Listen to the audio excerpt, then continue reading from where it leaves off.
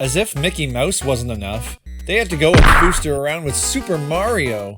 If you missed my previous video about the Mickey Mouse edutainment games on the NES, be sure to check that out as well.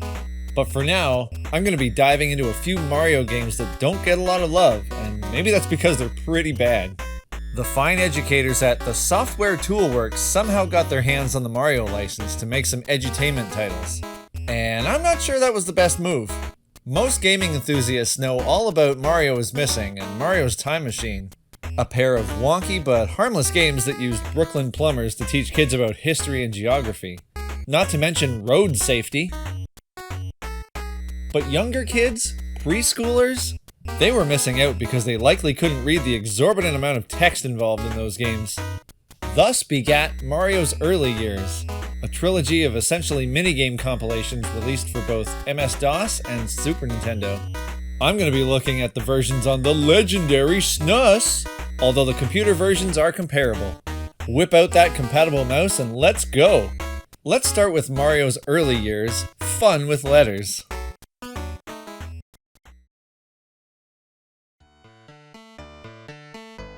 So here we are with our first game, and oh my lord, look at those sprites! Who flattened Yoshi? And what have you done with our princess? I get that this is a Nintendo product, but geez, couldn't they have at least have access to legitimate sprites? Mario and company somehow crashed their boat and now have to use a raft to find new civilization. They come across 7 islands, all of whom have quote-unquote fun activities for Mario and Luigi to engage in. Let's start with Alphabet World, the first island. Literally, the entire activity is sitting still while the world's most unusual child narrator lists the entire alphabet, and something that starts with each letter. C. Crazy cat. D. Dancing dinosaur. Obviously, L and M belong to Luigi and Mario. R is for really weird looking rabbit. K is for soccer kangaroo. V is a violent volcano. Oh really? This gets dry quickly. Moving on to Building World, we have to create a puzzle using phonemic blends. So for example, C-U spells coo, right? You chose ca. Oh, and N-U is new, right? You found na. This seems ridiculous. You know, I already don't give a Fa. In Sentence World, there is a bit of a greater challenge as the player must choose the right word to fill in the blank. The blank is wet.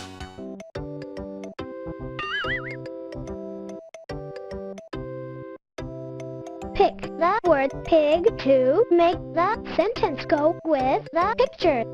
The narrator tells you which one to choose. I feel overeducated for this. What's that toad doing there? Nut. Did Bowser poop? The princess got a big... Well, she might. Her dress is pretty poofy. Let's go to Vowel World next. You just have to select the items that start with the same letter at the bottom. I just can't get over the weird Mario voice clips. Super! You did well! You found it! This is obviously the pre-Charles Martinet era. And who is Icky Iggy? Is that his nickname now? In Sound World, Luigi is taking a siesta on a pad of post-it notes. Haven't you ever done that before? You have to click on objects that start with the big letter below. Luigi starts with L. Yeah! What about the letter O? Ah. Ah. Mario also must visit Last Letter World, perhaps the worst name for an island ever. Mario seeks words that end with a particular letter, and thank goodness we can actually see the words, or else I'd be completely lost. And... uh-oh... Nut. Last but not least is First Letter World, which is essentially the same concept, just with the first letter instead of the last. And that's the entire game! The credits already rolled at the beginning of the game, so I can't look forward to seeing who subjected me to this. And the game has no real ending, so kids just walk away with knowledge.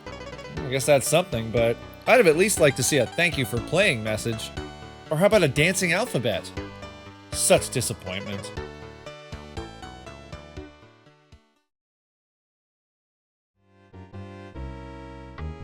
If learning letters with Mario wasn't enough excitement, how about fun with numbers too? Software Toolworks reused the basic template from the first game and created a second. Now that's pretty crafty, charging two prices for what is essentially the same game. Who would do such a thing? Once again, we have a shipwrecked crew of Nintendo characters who end up in the Isles of Numbers. 7 islands require our visitation, and quite frankly, I'm not sure I can handle this much math in one day. But let's try it anyhow. First up is Number World.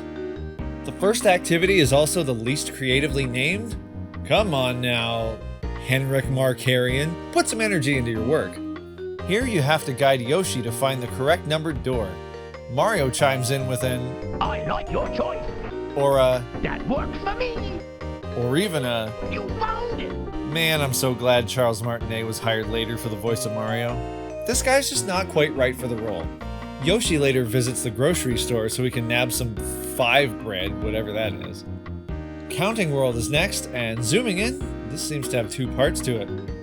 First, Let's count in Mario's bedroom. wait a sec, I don't like where this is going. But instead of asking us to actually count, the game does the counting for us, depending on where we click on screen. Excitement abound! Why does Mario have 5 sets of the same shoes? Or only 1 of each color of sock? We can also visit Mario's kitchen, but it's nothing special. Where's his Instapot? Maybe you'd rather check out Comparing World.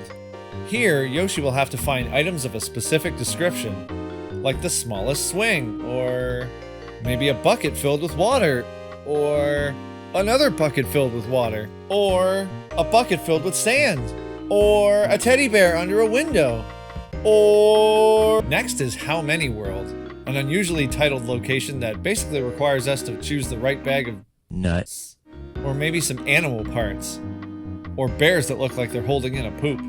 Oh, and we can't go without visiting Shape World. Wasn't that a chain of fitness centers from the 80s? Yoshi needs to collect all the shapely parts of a choo-choo train in the order our dungeon master Luigi tells us to. Is that a piranha plant or an angry whopper? As you shuffle through the mini-levels here, the train gets slightly larger each time, making this drag on even longer. Yay! Let's go to Same and Different World. Well, which is it? The same or different? Wah! Actually, this is more like a one of these things is not like the other situations, where you just have to choose the item that doesn't fit in with the others. Some are quite obvious, while others are painfully obvious. Which one doesn't belong? Is it the swing because that's an outdoor piece of equipment? Is it the shower curtains because it's the only thing made of fabric?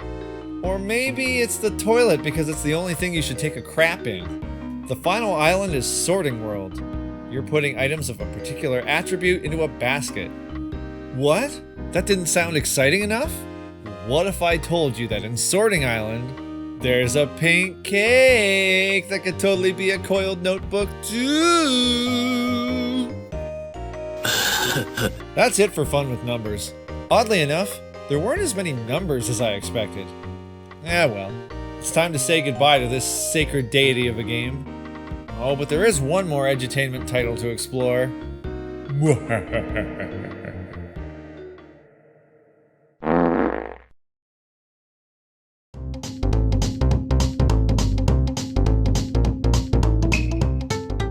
Indeed!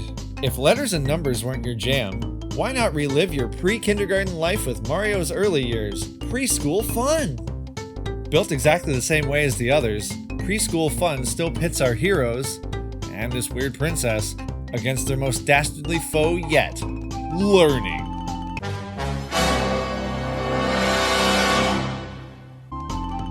Wake up! And quality assurance by...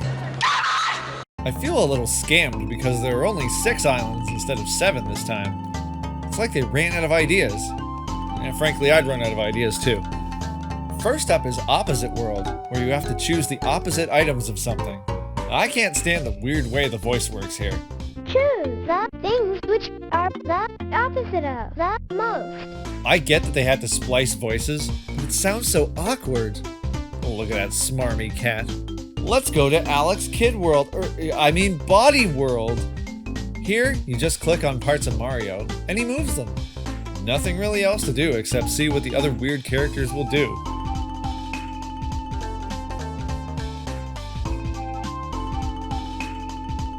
Listening World has you choose the animal that makes a certain sound. Admittedly, the sound effects are actually very on point given the hardware, so I can't even laugh at this. You chose the cow. Color World is our next destination. Anyway, match up the description with the object, and you're all set to complete the pattern on this clown's outfit. First is shapes, but it eventually moves on to include fruit and, well, more fruit. We can also visit Counting World, which acts just as it did in Fun with Numbers. All you're doing is clicking on things, and the game counts on your behalf. I'm getting some pretty gnarly vibes here. Oh, sorry. Pibes. And who are these people, and what happened to his nose? Last, but certainly not least, is Shape World. Ultimately, your goal is simple. Seek out the shape the narrator tells you to find. Once you assemble all the shapes, you make a picture. In this case, it's a princess wizard. Or how about a cat? That wasn't even right. Or a candlestick. You know how popular those are with the kids of today. There really isn't much left to say about this boring piece of software, except that I am very grateful to have finished playing all 3 of these skunky edutainment titles. I can't imagine any child being entertained by this trilogy of errors for very long. I'm impressed you even managed to survive this entire video. You are quite the trooper. And that's it, right? There are no more edutainment titles to talk about, right? Right? Yay! Oh, no you don't. Get out of here. Thank you for watching. If you enjoy hearing internet people talk about retro gaming and other old school bric-a-brac, please help out this petite channel by leaving a like, subscribing to the channel, and hitting the notification bell. Now go play a real game, like Coron Land,